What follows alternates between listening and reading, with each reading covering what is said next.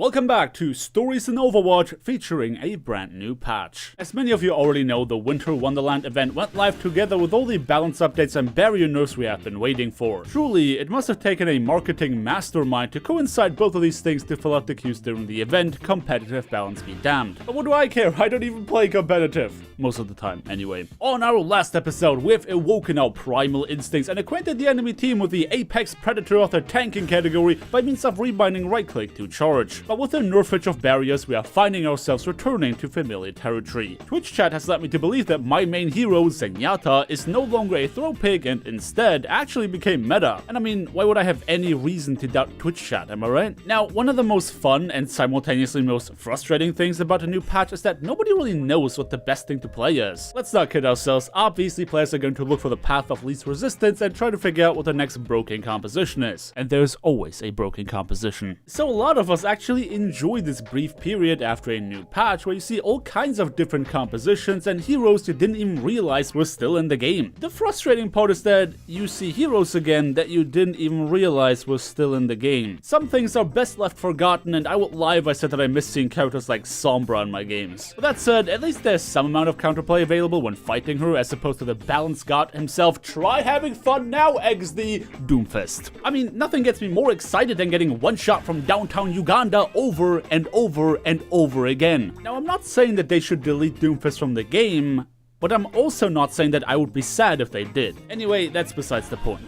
Or is it? Truthfully, I care very little about what pro players consider to be meta. I'm more interested in knowing if I can play a certain lineup of heroes without getting dunked on immediately. Getting value out of Zenyatta when the enemies are spamming barriers in your face really wasn't all that easy, and since Doomfist has been the go-to DPS, the decision of forsaking my main hero has been pretty much made for me. But has this finally changed in light of the Breakable Barriers patch? Well, there's only one way to find out. Our story today takes place on Junkertown, joined by two other YouTube content creators whom I have no idea how the heck they have more subscribers than me. I decide to find out if I can play Zenyatta without wanting to rage quit. Truly, Zenyatta has been my only choice because between Train on Widowmaker and Nateson on Tracer, the lethality of our team has successfully reached rock bottom before we even started the match. Why did I allow both of them to queue as DPS? I don't know, I'm just a fat degenerate. Starting off our attack, I decide to approach this game very carefully. If you play the lowest mobility character in the entire video game while holding the Overwatch world record of ridiculous hitboxes, you know that there's a reason for caution. I let my teammates go first while poking and peeking around to find out what kind of BS I would have to deal with this time around. Ah, yes, a Doomfist.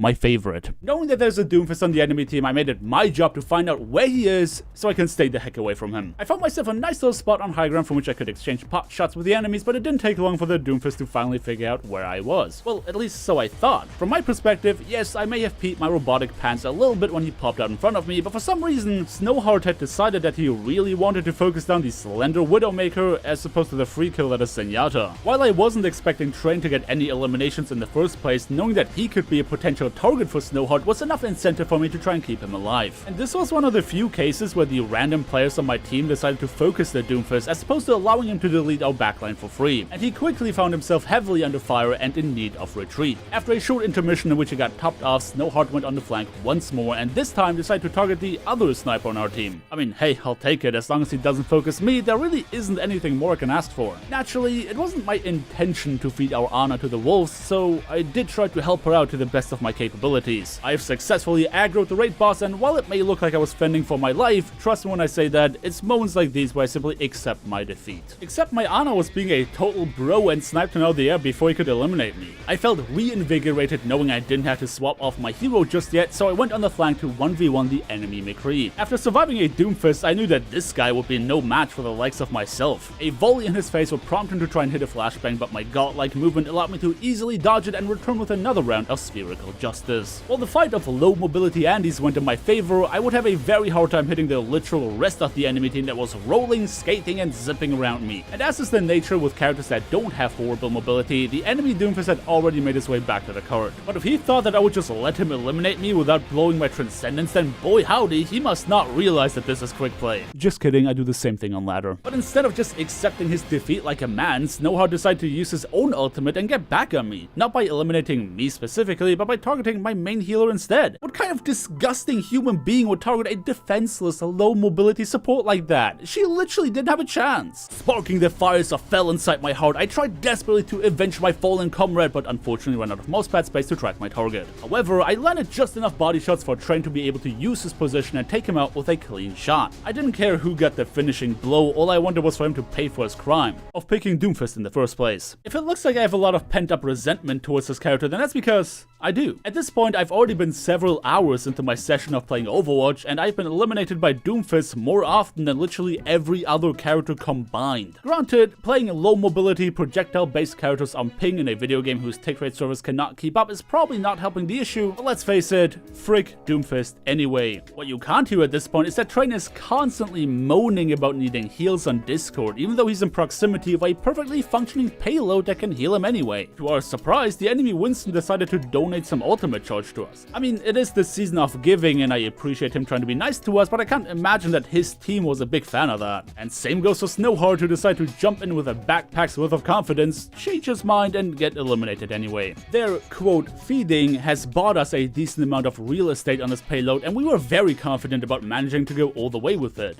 until they decided to throw a nano boost on the busted character. What followed was a very fun and interactive exchange of abilities between Snowheart and the rest of our team, in which we totally had every chance in the world to counterplay. But this alone was not enough to destroy our morale. In fact, it did quite the opposite. Upon our return, we have taken advantage of the enemy team's poor positioning and picked them off one by one. Yes, at this point, I'm still mad at the Doomfist, and I'm still having a lot of trouble hitting frantically moving characters on ping. Now, I have to give credit where credit is due. As much as I'm giving Nateson a hard time about misplaying and having a very narrow DPS-driven point of view on the match, I'm a big fan of him trying to spawn camp the enemy Doomfist and pressure him enough to the point where he wastes his ultimate. But this is also the same mastermind bringing you godlike plays such as this one. Yeah, nobody's perfect, I guess. Entering the last stage of Junkertown, I wish I could tell you that we just continue to smoothly sail towards the goal, but it just didn't want to be that easy. In fact, it kind of turned into a horror movie. Every time I saw the Doomfist fly through the air, he also left a body in his wake. And as much as it pains me to take out a fellow Joe bro, there was no time to grieve because Snowheart did it again. Was there nobody who could stop this madness? With both of our tanks being taken out, any reasonable team would try to regroup, but not this team of degenerates that throws for content to make a living. No sir, there was still enough resentment in my heart to fully commit to taking out their Doomfist and following up with what I like to call the block yada. Their McCree messed up a prime opportunity to take me out after landing a flashbang, so I used my ultimate to block his escape and watched him get destroyed. And as the cherry on top, I zoomed behind the Orisa shield and acquainted her with the lovely decor of the spawn room as well, where every single one of our victories is hard fought and satisfying. The enemy team had no interest in participating in any such type of gameplay. Why bother trying to do something that takes actual effort and proves your worth as a player when instead you can just roll your face on your keyboard when you see the enemies get pushed into an enclosed space to eventually eliminate every last one of them through the grace of sheer RNG and broken hitboxes. I'm not bitter, you're bitter, but I refuse to live in a world where this type of unfun BS gameplay can reign supreme over us playing characters that are genuinely fun and challenging. Now, as much as I'm giving myself way too much credit all the time about how big my brain is, do you ever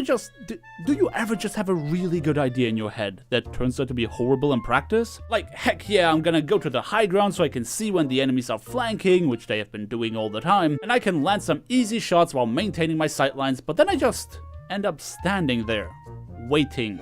And they're not flanking. And I wasn't the only one. I mean, look at Train over here, not only doing the exact same thing, but then topping the whole thing off by waking up the enemy Doomfist. This is not to highlight his incompetence in any particular way, more than just me trying to feel less stupid about my own bad decisions. I don't know what exactly caused this collective brain fart when it comes to the three of us specifically, but let me tell you that this is not part of the aforementioned throwing for content. Speaking of which, it was time to redeem ourselves. Train and I were planning out the biggest of big brain plays by hitting the enemies with their flanking high noon. It required some amount of distraction, which means that was my job to frontline as Zenyatta, where usually you would get immediately smashed for it. The enemy Orisa's hold ability actually saved me from getting comboed by their Doomfist, and my Ana made sure that I could face tank the rest of the poke damage. And she took Snowheart out as well. What a mad lad! Now, while all of this was going down, I was still waiting for Train and his grand flank noon, but little did I know that he was losing a 1v1 against the enemy Baptiste. Note that this is the guy that made fun of my aim no less than 2 matches ago. Since that was the only plan we had, our team was left with no choice but to retreat and regroup, and my Ana, being the the absolute legend that she is, landed a confidence-inducing sleep dart on the Doomfist as he was rolling his forehead on his keyboard. Thankfully, I had more than 2 brain cells operating at the time, so naturally I took out the Sleeping Beauty before somebody could wake him up again. By now I have seen enough of his gameplay to know that complicated strategies like walking behind the enemies and pressing Q was a bit too much for Train to handle, so I proposed that he should literally just use High Noon right in front of the enemies while I'm body blocking for him with my Transcendence. While the plan worked out just fine, it is worth noting that Nateson has been eliminated once again, and Train has the awareness of a bronze player who didn't yet figure out that his monitor was turned off, which prompts me to giving a massive shout out to my Ana, who is an absolute G and keeps coming up with those clutch plays. Seeing as I am the only competent player left in our 3 stack, I saw it to be my responsibility to execute their McCree in the same way I have executed their Doomfist. But unfortunately, that wasn't enough to win the team fight. Now, let me save you a minute of your life, considering you're already wasting 10 of them watching this video, and skip over the next minute of gameplay here in which we got staggered over and over again. During the one team fight that looked at least slightly promising, my teammates have been complaining about the enemy Brig, whom I have discorded and attacked continuously, just to be sandwiched between a High Noon in front of me and a Meteor Strike behind me. Okay, so here's our last chance. We have 15 seconds left on the clock. Train just fed his brains out and I don't yet have Transcendence to touch the point. My main tank on Winston managed to tag the card at the very last second, not only keeping us in the game, but also taking enough damage to feed me the last couple of points I needed for my ultimate. Transcendence goes out, topping off my tanks and giving me a chance to reposition myself out of that narrow corner. A discord on Doomfist allows Nate to hunt him down and it starts to look promising. Percy managed to disrupt the enemy backline by using his Primal Rage, and meanwhile I had to deal with their Diva. While I was managing to hold my own, nothing could prepare me for the ultimate play of the McCree,